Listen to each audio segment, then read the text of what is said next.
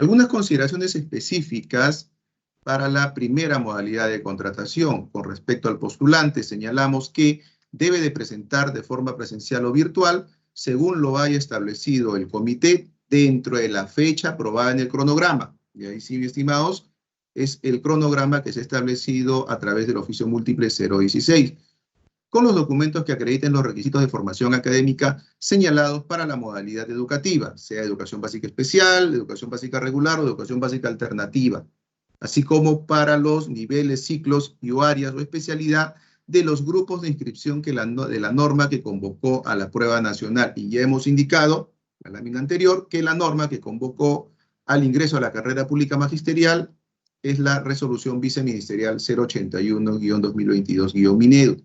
Y de allí es en donde hemos recogido la siguiente precisión.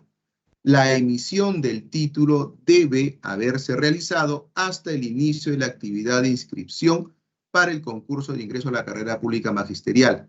Entonces ahí rápidamente miramos la resolución viceministerial 081 y para ser más precisos, en el numeral 5.3.2.1.1 establece esa precisión.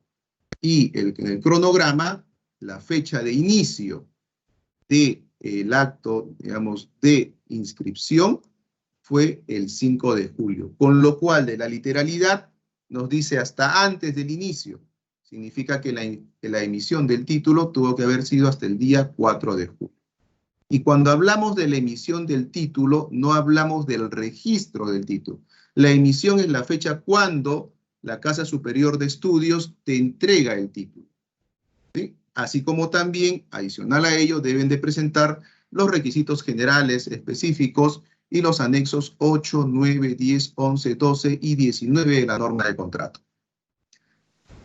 Ante la omisión en la presentación de los documentos ya descritos en el párrafo anterior, es causal para que el postulante sea observado.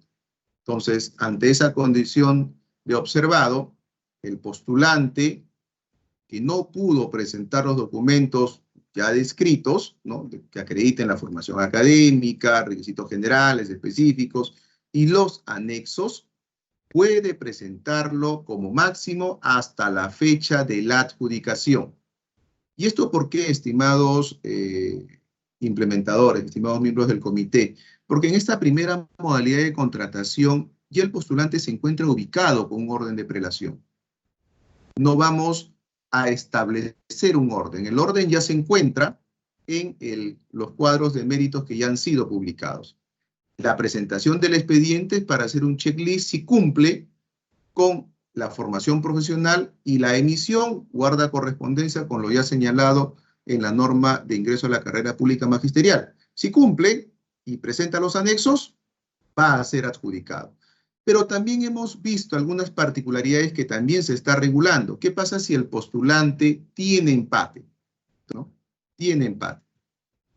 Si tiene empate, y eso ya vamos a literal B, porque literal A ya lo hemos desarrollado, es decir, si no tiene empate, el postulante en el mismo momento de la adjudicación presenta su expediente, el comité verifica que cumple y procede a ser adjudicado. Pero ¿qué pasa si el postulante tiene empate?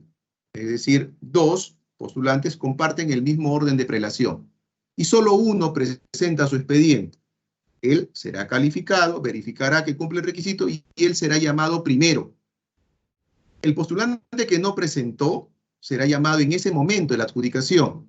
Quien se acercará hacia la mesa donde se encuentra el comité, presentará su expediente y será adjudicado, con lo cual le va a ser adjudicado al final de su grupo de empate. Pero también se da la casualidad de que de repente más de dos postulantes comparten el mismo orden de prelación. Puede ser que tres postulantes están empatados, hay un triple empate. Y de los tres, solo uno presenta su expediente. Ese postulante será llamado primero dentro de ese grupo de empate. ¿Y qué hacer con los otros dos postulantes? ¿A quién llamamos primero? Y lo que se está regulando es que se llamará de acuerdo al orden de ubicación que se encuentre en el cuadro de méritos. Entonces, precisiones que van a, digamos, a dar más fluidez al momento de la adjudicación. También puede darse el último caso, ¿no? que el postulante que no presentó su expediente en la fecha programada, en el día de la adjudicación, tampoco presenta su expediente. En este caso, el postulante queda retirado del cuadro de méritos.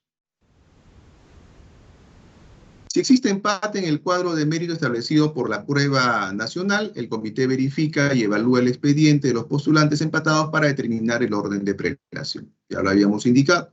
El comité resuelve el reclamo por escrito dentro del plazo establecido en el cronograma aprobado. La decisión adoptada será comunicada a los postulantes y en caso que corresponda, el comité realizará las correcciones de cara a la publicación final, con lo cual se da por agotado la etapa de reclamación.